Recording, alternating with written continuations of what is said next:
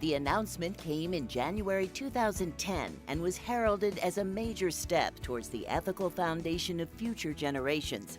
At a news conference, Daniels Fund leaders and the deans of 8 business schools talked about how they will use the $7.5 million grant to form a consortium on ethics education.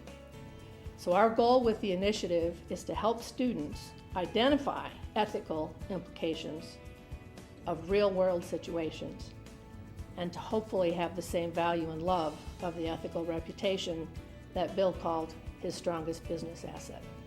Our board laid out over a couple years our objectives, but allowed the universities, as the experts in how to get it done, to propose unique individual approaches how they would meet our objectives on their campus. The funding will allow each school to develop innovative ethics programs and extend the benefits into the community.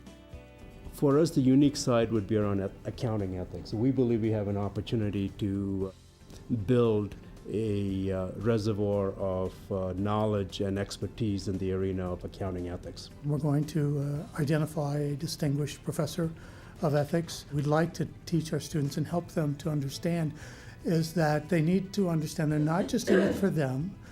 They need to think bigger picture. They need to think organization, community, society. One of the interesting things we want to do is bring the CEOs and employees of local businesses into dialogue with the students, because we believe the CEO's ethical parameters might be different than the employees, how they would perceive if ethics are being followed or not. We have several field studies that students will be participating in, where they actually analyze and examine ethical decisions that have to be made by companies.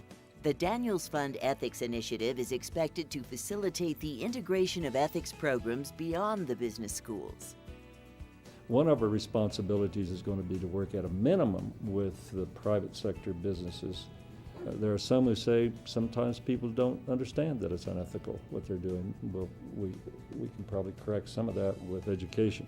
This isn't just about curbing fraud and misconduct. This is also about realizing that the right way to do business is also the profitable way to do business. The University of Wyoming and University of Denver are the original Daniels Fund ethics partners.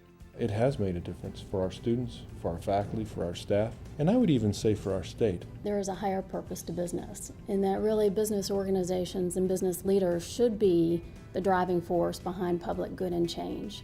This philosophy and this culture began with a gift from Bill Daniels over 20 years ago in 1989. He challenged the University of Denver to update its graduate business curriculum and to focus on ethics and professionalism.